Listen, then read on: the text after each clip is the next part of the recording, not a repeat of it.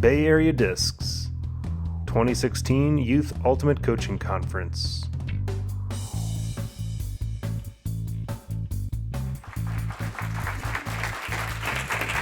All right, so we are presenting on the Equity Task Force's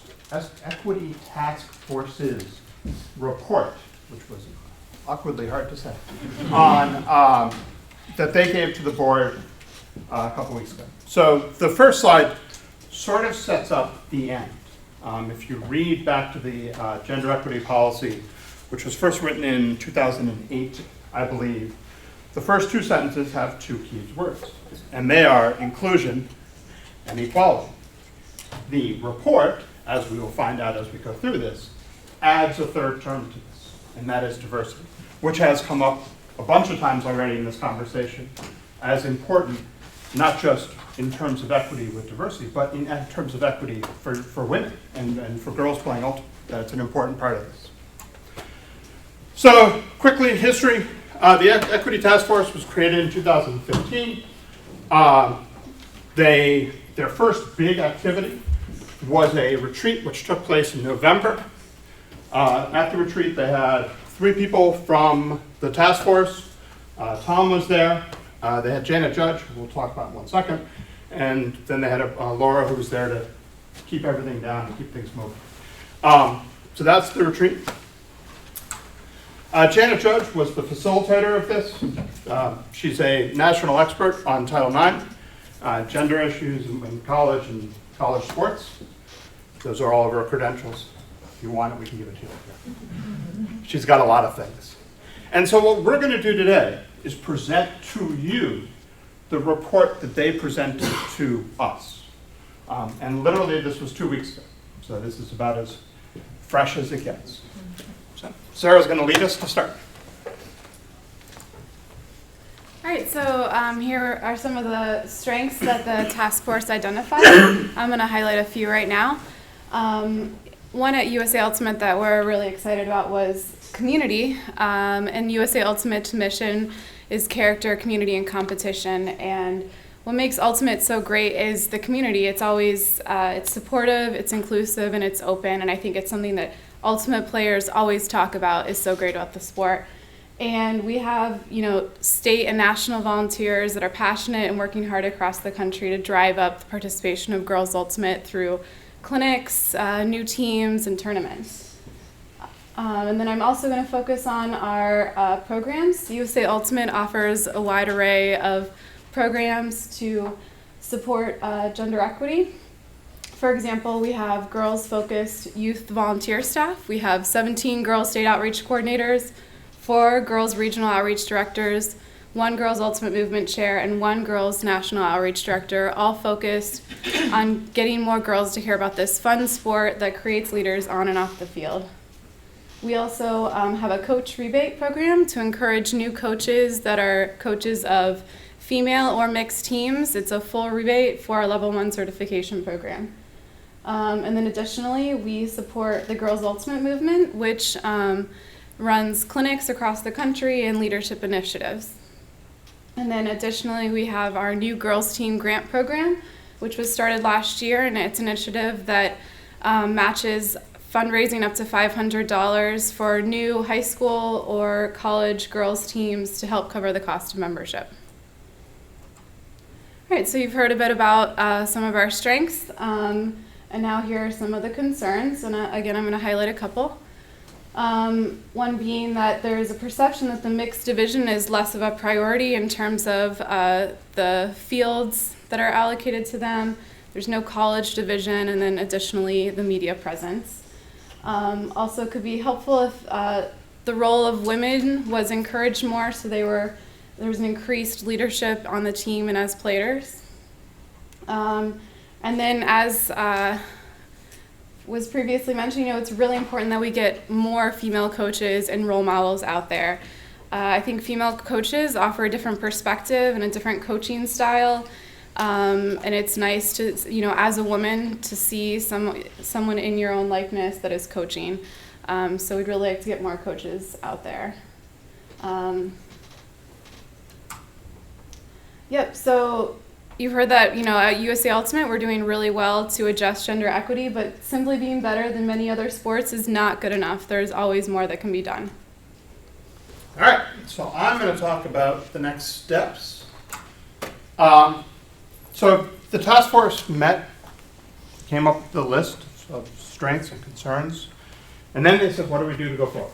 What can we do to start to move forward and address these concerns, both as a group, and then what can we sort of task out to USA Ultimate? And so the first thing they did, I jumped a slide. They wanted to turn the task force into a working group. And basically the difference there is one of longevity. Task force is something that is a temporary organization.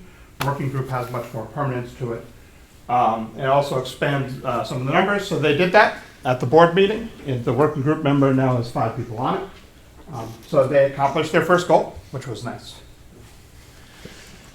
Some of the other things they wanted to do, review and enhance the policy. We've already heard this, as I said, a number of times. And this is the idea of including diversity into the concept of equity. And this is something that was a huge point of emphasis coming out of it, which leads to the third point, which is what I'm going to be working on, is new programming. So how can we develop new programming and continue to sustain the programming that we have so that we can address all of these different issues at the same time, which is a huge task, but that's what we're trying to do.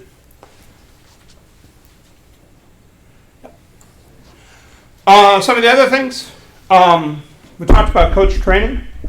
So we're currently in the process of reworking our coach training development program.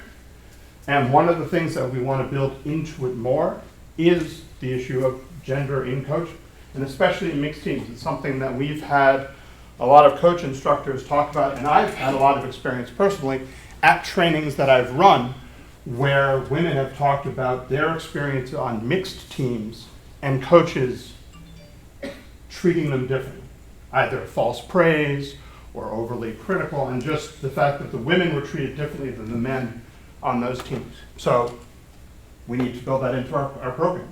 How to coach mixed teams, how to coach teams that are co-ed, and make sure that we're communicating with everybody equally. We also want to continue the Tournament Director Certification Program, which is a new program this year, which so far seems to be getting great reviews from everything we've heard. Seems to be incredibly successful, but it's new. And so as with any new program, we want to continue to review it and to try and make it better. The current Tournament Director Certification Program talks about gender and talks about field assignments. And it has a phrase in it, which I love, which is, you can do better. And that's in there now, and then the question is, can we add more to the Tournament Director Certification Program to make it more effective?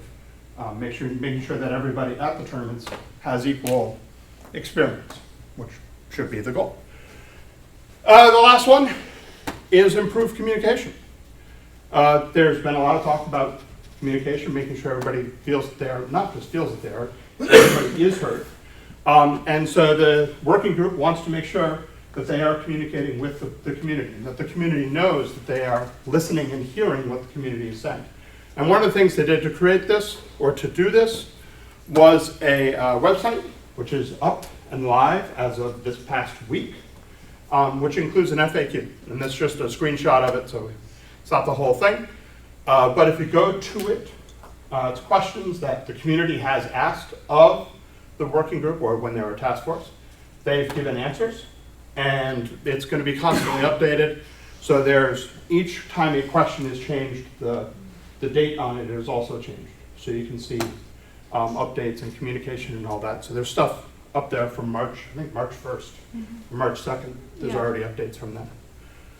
So, that was super fast. When I was a high school teacher, this is when you show the ultimate frisbee videos in your class. That's it.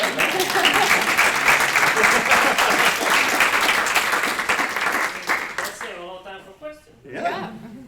Which we figured there probably are some. For the world's teams that were Yep. announced, I don't think I saw one one person of color on the men's, I don't know what, in any age group on the men's side, and I'm not sure on the women's if there were any people of color. Was that because there was no people of color there at all? Or do you happen to have any thoughts on? I wasn't there, so I can't answer that. I know that there's, I mean, just off the top of my head, I can think of, there's at least a number of women of color. And there's guys and guys. Yeah, so there are some. But, I mean, I think the national team reflects the sport as a whole. I mean, Look around the room. Yeah. we're not a rainbow in here. I mean, it is what it is right now, and that's one of the reasons that one of the messages coming out of the retreat was, I think as Marlene mentioned, that on a lot of gender issues, we're doing well. We could be doing better. We're not doing, but on the issue of diversity, we're doing not very well, and that's something we need to focus on. And it's a huge hurdle because there's a lot of aspects, a lot of depth to that issue. Dan, could I just comment on that real quick? Only if you're going to say that I was right. So, yeah, USA Ultimate is taking a hard look at this, and one of the things that we just did coming out of the board meeting that we're really excited about is we've actually hired a partner called Davila Multicultural Insights out of Los Angeles that has a really phenomenal reputation for helping organizations figure out how to be more appealing to the multicultural demographic and communities in the United States. They're now a partner of ours. They came to the board meeting. They were the biggest part of the board meeting. A bunch of other NGBs came in to learn from them. So we now have a partner that is really good at this, that is going to help us figure out how to make our sport really appealing, and then how to execute some things so that we can become much more diverse.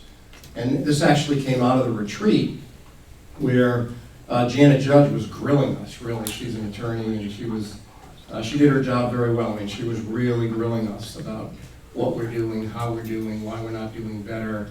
That was the first part of the retreat, and part of her conclusion was, if there's an area of improvement that we really should be focused on, it's diversity, and making sure that we're really appealing to, and as Marlene said, going out into those communities and providing playing opportunities right in those communities, and not just inviting them, because that will fail. So, big initiative, a lot of energy and resource going into it, and we're really excited about it.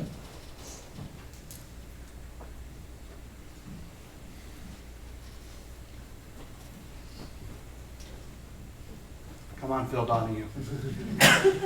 So can you talk a little bit more about your tournament Director direction, certification. especially field space? Because as a parent, and I love a lot of coolers and tents everywhere, girls are always on the farthest field, and they don't have to, the field conditions in itself tend to be the worst ones. So They're not the highlight, that's for yeah, sure. yeah. The Tournament Director Certification Program has a section in it which basically says that field space should be allocated equitably.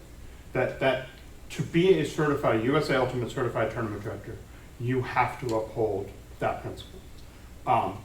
And as somebody who ran tournaments, it's super important, and it's noticed immediately when it's not that way.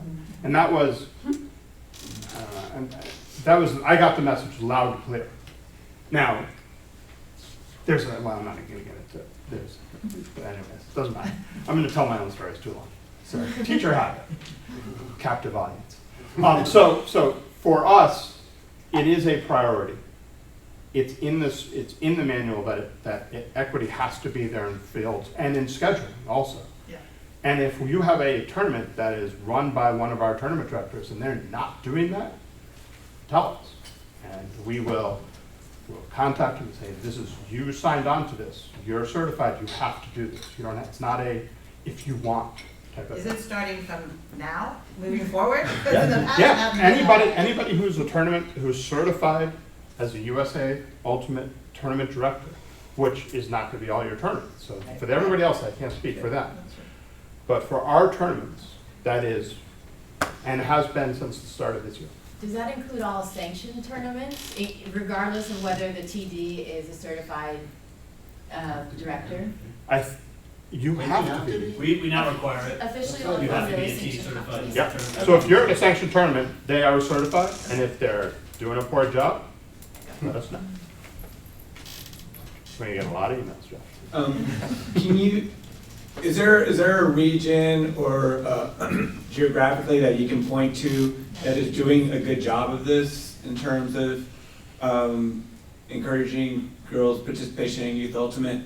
Because I know, for example, the California State Tournament, there isn't a girls or a mixed division, at least not that I've experienced in my time. So who is doing it well, and what are they doing? Yeah, I mean, Seattle would be one area, definitely. Seattle gets credit all the time. No, but, Oh, good. What are they doing? well, Seattle, what are you doing? I have a presentation on it later. Oh, okay. yeah, well, Dan and Heather Ann are gonna highlight this later in gum, but, you know, we've run, I think, well, 7, how many gum clinics was it last year? 1, 2, 3, 4. Well, places, I think it was 8. 8, so, and, Clinics you know, we was had, one. with 4 in DC, Triangle's also doing a great job with Girls Ultimate. They ran a gum clinic. We had a Gummit in Minnesota and Minneapolis, which is a Girls Ultimate clinic with leadership component. And I think, you know, gum clinics are a great way to get girls involved in Ultimate. You're challenging the local teams to run that clinic and be proactive, which is what Marlene was talking about. You know, take the initiative and be a part of growing that sport. So I think that's one aspect, but The other thing, I think a number of communities now are sort of reaching that threshold where it's slog, try, recruit, and now they're starting to see some serious growth where you just sort of, I know in Madison forever we could not get girls teams started. Now they have a bunch. Minnesota has a great women's program. I was always incredibly jealous of the growth there.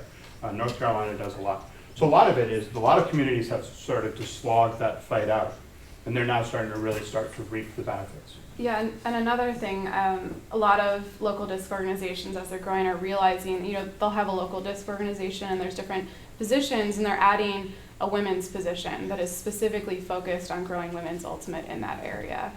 If you're a local organizer and you want to get some money from your organization, you have a giant market. We just talked about women dropping out of sports all over the place. And target, get those women playing, get those girls playing. It's good for your organization, creates massive growth, and it's massively beneficial for the girls who are part of it. But it's a huge market that's sitting there waiting for people to come and get them. And they just don't know it. Okay, just a quick observation, and that's, it's a little bit off the side, but I heard what Marlena was saying about reaching out to poorer communities, and the observation I just want to make, looking at this diversity component of this gender focus, is that another thing about Ultimate is not just, a very Caucasian-dominated sport, but it's also a very high-end economic sport as well. If you look at the people that are playing Ultimate, many of them, are white-collar people. And so because of that, I think that's something that we need to recognize as we step into these poor communities and try to be proactive about including people of all along the different economic spectrums. That's just the observation. Yep. I agree. Yeah, the great thing about Girls Ultimate Movement clinics is that they're free. And we offer free insurance to help support those. We give out stickers, there's curriculum online. So that's a great way that you can, and trying to focus who you're reaching to, change your mindset, like you said, going out to different communities that you don't normally think about.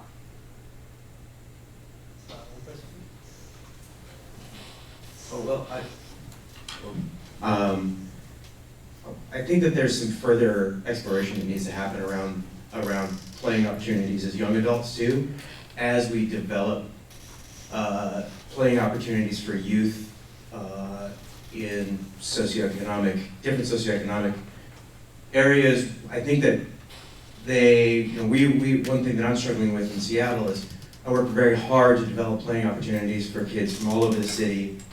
And once they hit 18, it's really hard for us to support them in their desire to play. I think at the elite level, young men have some opportunities to play semi-pro and things like that. But young women who maybe don't go on to college, where do they go? You know, playing club ultimate is incredibly expensive, and so I just think, I'm not sure that I have the answer, but I think that that's something that we need to, as we talk about gender equity and equity in general, I think that that's something that we need to explore.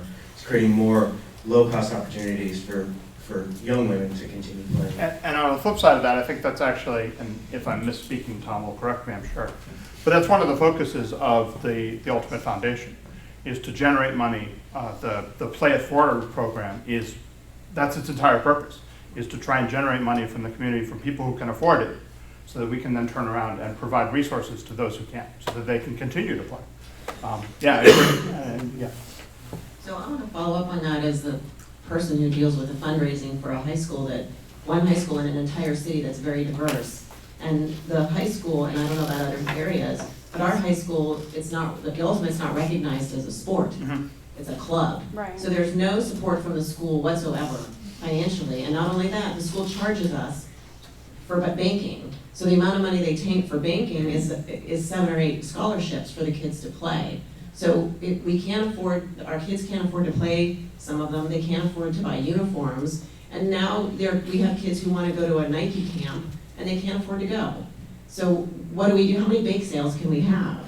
And so I guess the question is, how do we move Ultimate into being a sport that's, whether it needs to be recognized by the California Interscholastic Federation or some of the other ones, and there's pluses and minuses to that, but if you want to diversify socioeconomically, there has to be money in it for the children who want to play, who don't have a way to get to the fields. We have to pay for the fields, we have to pay for everything. So it's pretty disheartening. Yeah. So, and can you hear me without the mic, or is that part of this? Okay. So, yeah, so we're trying to make some progress on those things in 2 different ways. One is, in your folder, you'll see the Ultimate Foundation.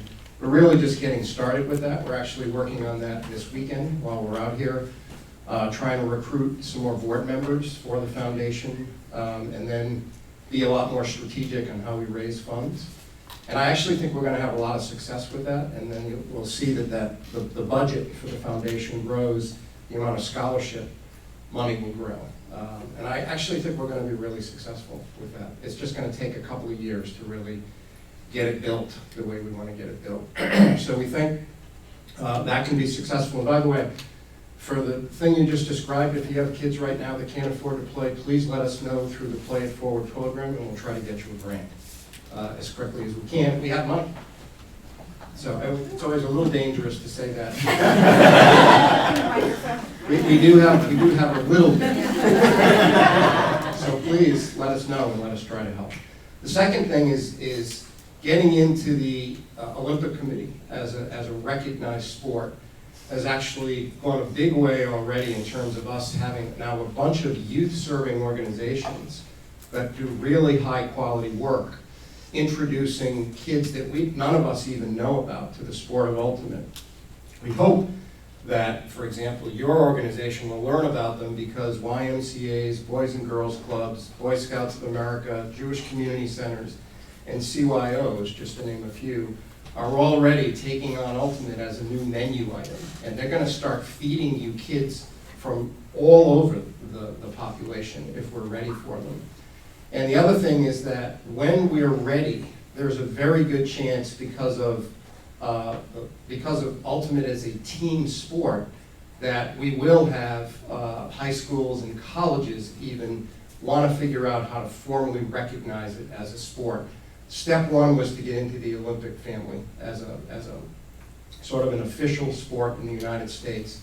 We already have 2 states that are thinking of making it a full interscholastic sport, and we think that will continue, but we still, as a community, have to do a really good job growing youth for it to really be viable, because while we're excited about our growth, when you compare us to all of the other sports that an athletic director is trying to satisfy, and parents and all of that, we're still teens.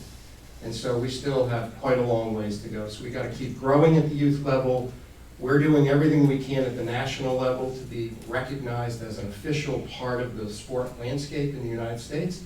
And we're going to build and grow the foundation as fast as we can so we have more scholarship funds to feed back into the local communities. And one other quick example of that we hope to see happen in California this year, Josh is around, is we're building and funding local organizations. So we now have New England Ultimate, we now have Carolina Ultimate, and we have Minnesota Ultimate as local organizations that we're funding. And we hope to do that in California and a couple of other states, then a couple more, then a few more.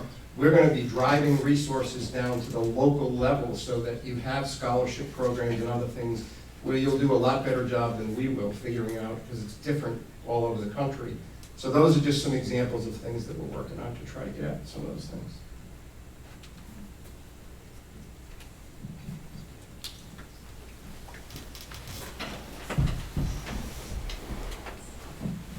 I think another important thing to keep in mind is just concept of understanding and thinking about accessibility and what that means. We're talking a lot about money and how we can support players, but I think also that understanding is a big piece. I was at a Rise Up conference a few weeks ago, and Age Up gave a pretty incredible presentation. Some of the young players in that community spoke out about their experiences about getting up at 5 in the morning to take 3 buses to get to their school, to take a bus to play a middle school game on a weekend. And it was just astounding to me, even for someone who's in those communities and working with some of those youth. There are things that had never even crossed my mind because that's not my reality. And so that presentation, I think, is online, and it was done by Age Up. I think it was a Rise Up coaching conference. And so if you want to kind of understand more and hear some of those youth voices, I think trying to listen and hear what they have to say about their experiences is something really important to this conversation as well.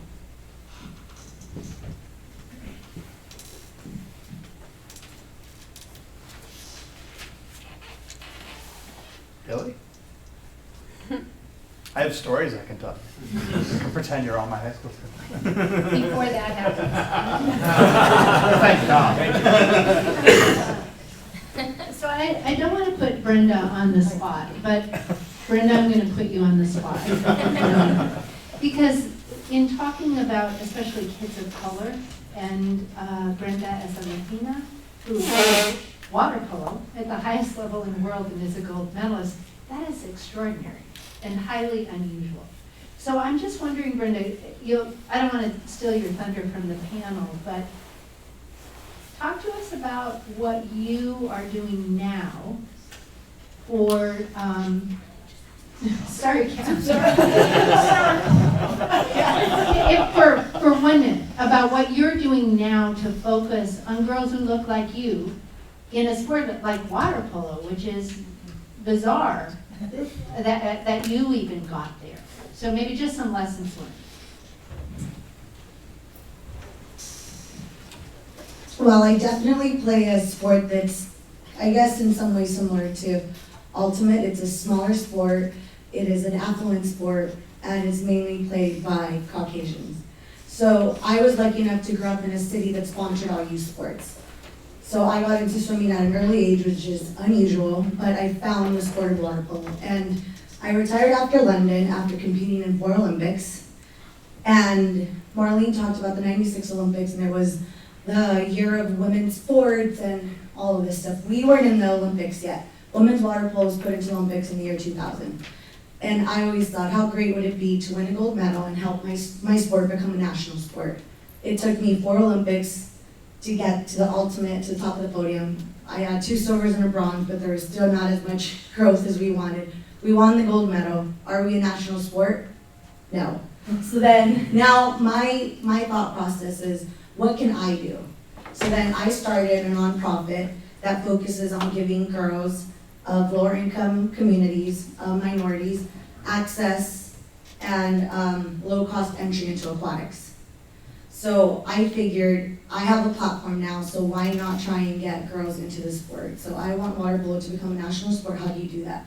You bring in and you make it more diverse, and you kind of try and grow it across the US, because water polo is dominated in California, but outside of California, you don't really hear about it that often. And you guys talk about trying to make ultimate sanctioned in high schools. Like right now, one of the biggest battles for water polo is trying to get that across the US, like Texas. If we could get Texas to sanction water polo in the US, I think it'll help our girls. So for me, it was putting my platform to use. How can I make that happen? So I want girls that look like me to see, oh, you attended Stanford, you went and played in 4 Olympics. How is that possible? Because it is possible. So I have been able to earn the trust of their parents and of the community, and that's how I introduce them to a very foreign sport to Latinas. I mean, my parents grew up obsessed with soccer. Did they know anything about water polo? No. Does my mom and dad know how to swim? They're kind of capable, in a shallow end. So for me, it's getting that entry into aquatics that I think will invite them to learn about a new sport. So that's just kind of touching on what I'm doing now, and you'll hear more later. But if you guys have any questions, feel free to ask throughout the next couple hours.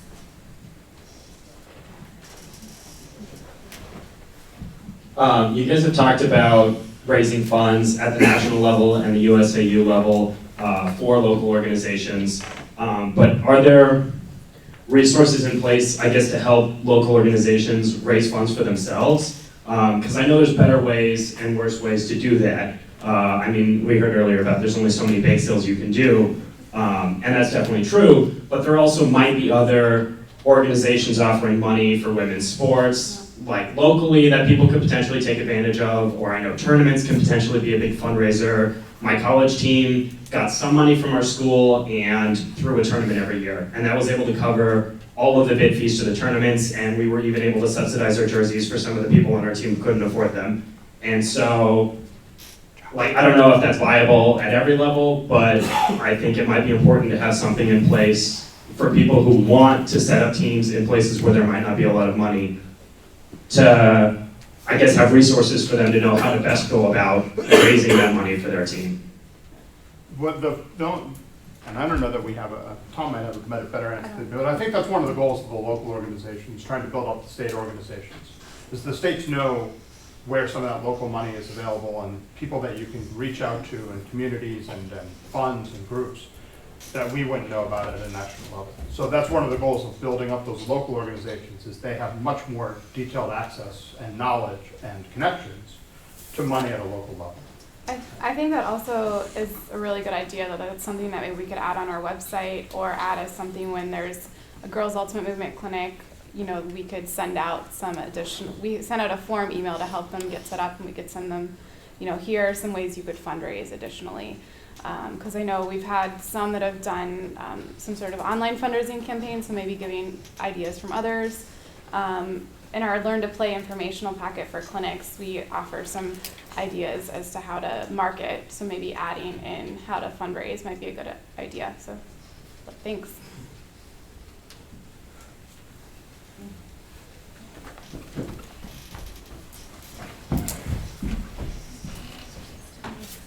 I'm with Triangle Ultimate out in North Carolina, and one thing we've recently started is a lot of corporations offer money for volunteer hours.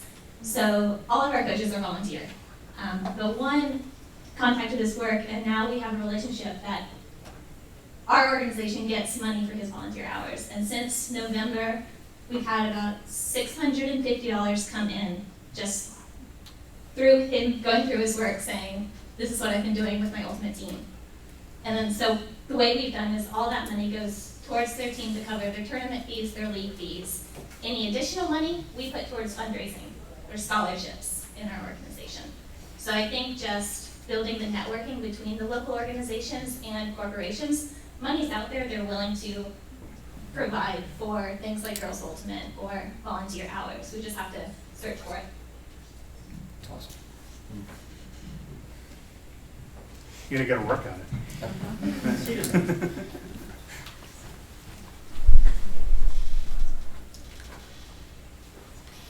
So I'm in Austin with the Ultimate Players League of Austin, and our adult league has started essentially funding our youth programs.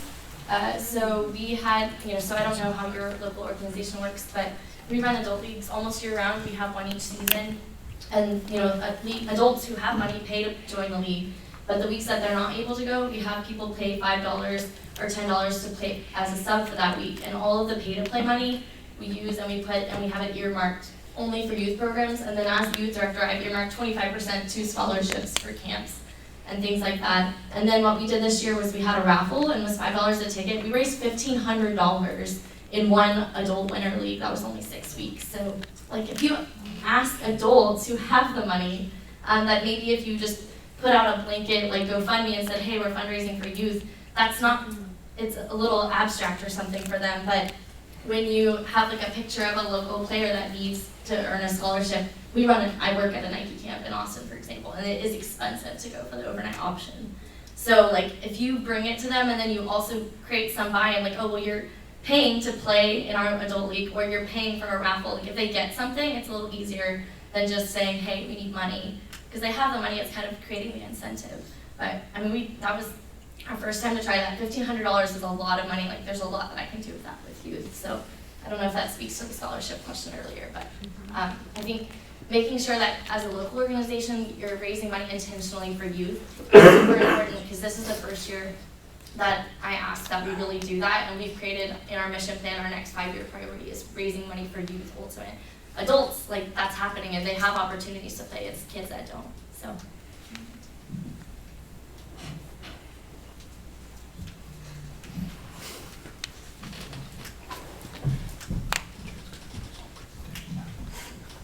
Is that the last question? No. One more maybe.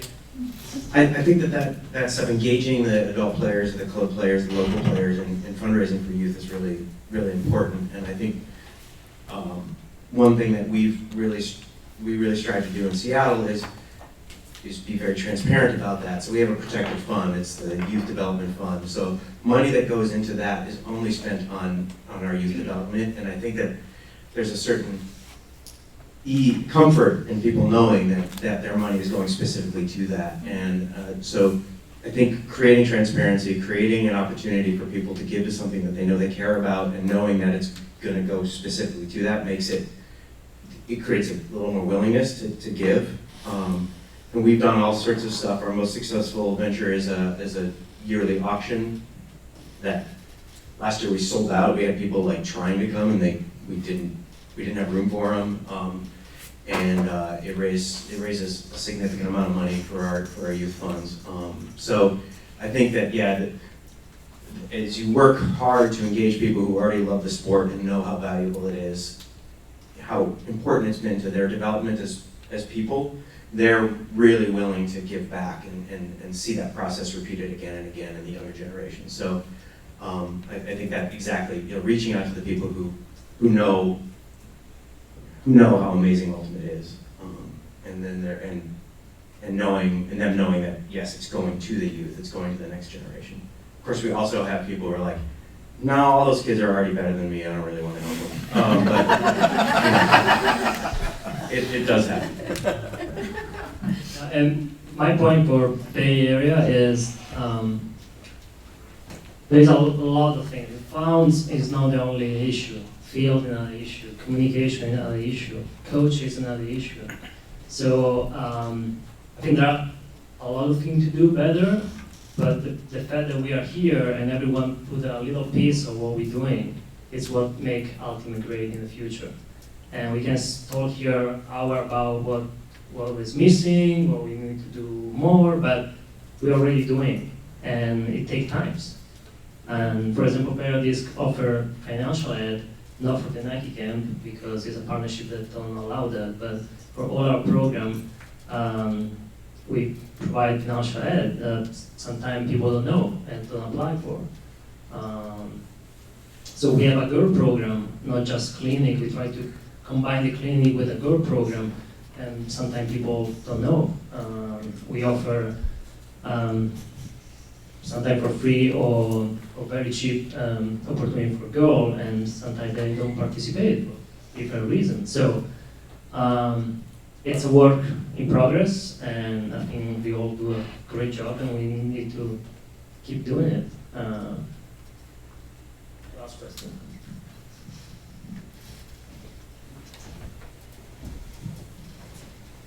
I would love to get USAU's opinion on a trend, a sort of disconcerting trend that I've found over the past few years. And it's not, I wouldn't say it's directly related to you guys, but it certainly involves USAU members, is when we have an increased platform through media, there has been an issue of the types of language that people have been using and directing towards comments. So, for example, I wrote an article on Sky about women in Ultimate and the sort of unique aspects of this sport, to which my editor then told me to watch out for the comments that were going to be made. And I know that this has been addressed a number of times with various Facebook groups, but how is USAU addressing some of this sort of bullying of specific people throughout a variety of different platforms?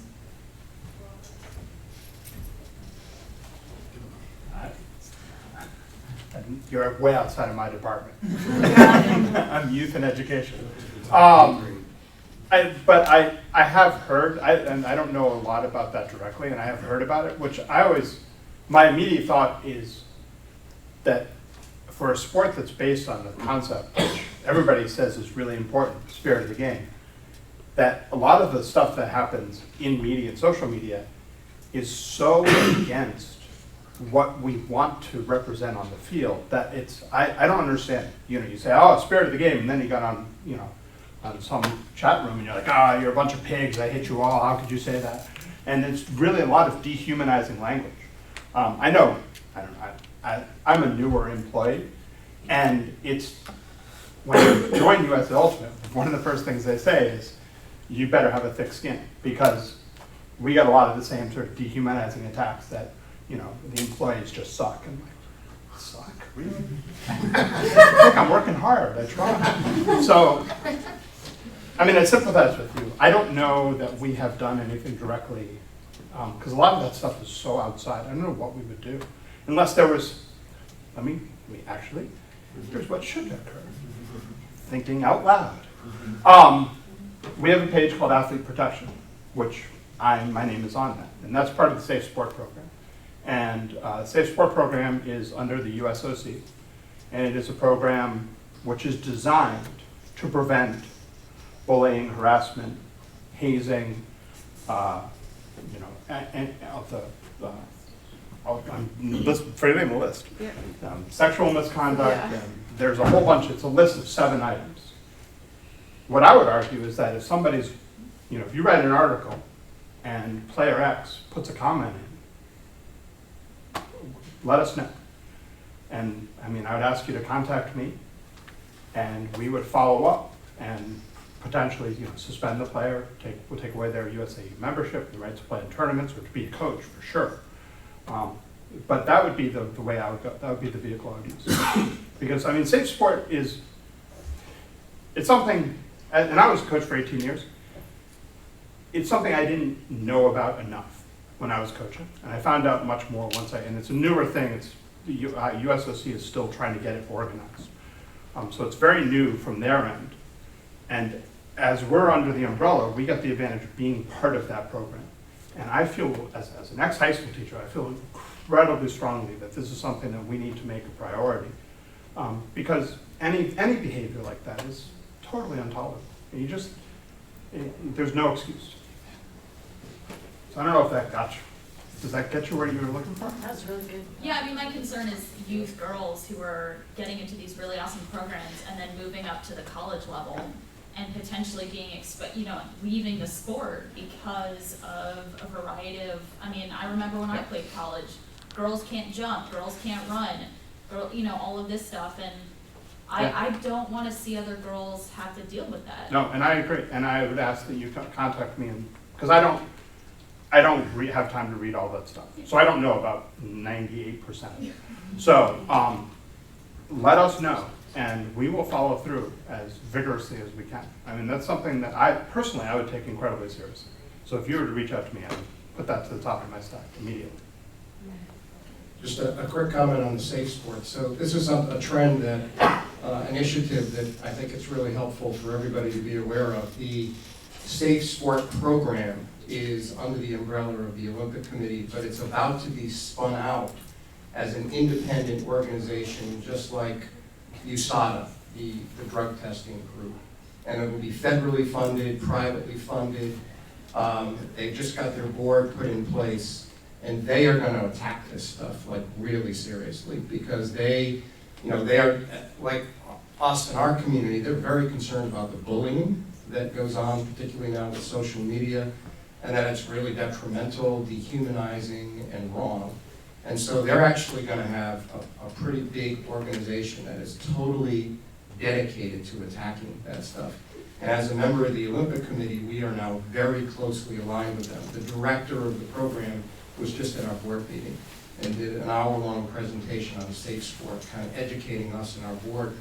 And like Dan said, we, as the NGB, we get calls all the time that, honestly, we don't know how to react sometimes. We're like, what's the right way to do this? There's privacy laws around free speech, and and we're not experts in all of that.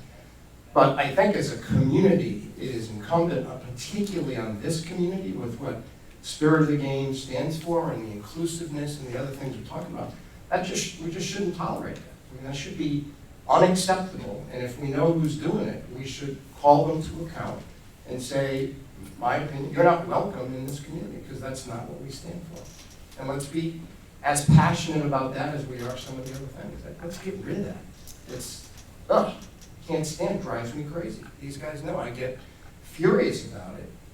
And it's almost like hypocritical to me. Spirit of the game, inclusive, welcoming, and then let's treat people like crap. It just doesn't make any sense to me. So I think as a community, we can just say, we're not going to put up with it anymore. I hope. And that's the other thing, because the coaching program was set up to be, 10 years ago, before social media was anywhere near where it is today. And I think it's actually a deficiency in the coaching program as it exists today, because and that's one of the things we're looking at adding more in, and building safe sport in as part of a significant chunk of the education of coaches, and saying to coaches, you're responsible. Your kids go on Twitter and they start to bash some kid on some other team. That's not just that kid, that's you. You're the coach, and your kids have to know that they can't do it. And as a high school, I mean, it's tough. High schoolers don't get it. They just don't. They don't understand that it's public. On a good note, time is over, but we'll last quick. So I just want to go back to what you initially brought up, which was related to media. And I think that what you guys are talking about right now is very big picture, and I want to focus a little bit on just the media part specifically that you're talking about. One thing that I've noticed in terms of just the number of comments online that are, so just looking at the number of comments, the percentage of male versus female is quite significant. And then oftentimes the percentage of, I want to call them trolls, I guess, because that's kind of how I view them. The amount of trolling that happens on a thread that is related to women's ultimate versus men's ultimate is also a lot bigger. And so one thing that I try to do is think about social media as an avenue for us to come together. And I really try to encourage other people to become a part of the community on social media in a positive way and increase the discussion there. And I do that through a number of ways, through my own personal Twitter handle, through the All-Star Ultimate Tour Twitter handle. Seattle Riot, my club team is also very involved with that, and I just encourage everyone here to become a part of that conversation.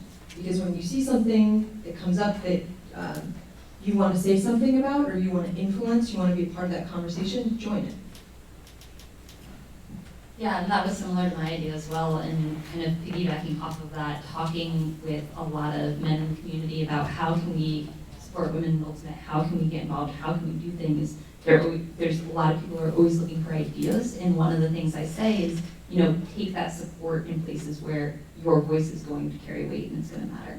And so in a thread like that, if you see that there is a women's thread and there are a lot of negative or aggressive comments on there, don't just sit by and watch that. Like, we as individuals in this community, and what we've built in this community is that accountability to one another, to stand up and be part of that together. And so kind of on that same vein, like taking it down to this level of your question is like, let's do that together. I think more female voices would be incredibly powerful with that, because women are smarter than men. There's a great song written about that. last word. These people find the time to have extra stupid comment. Thank you so much.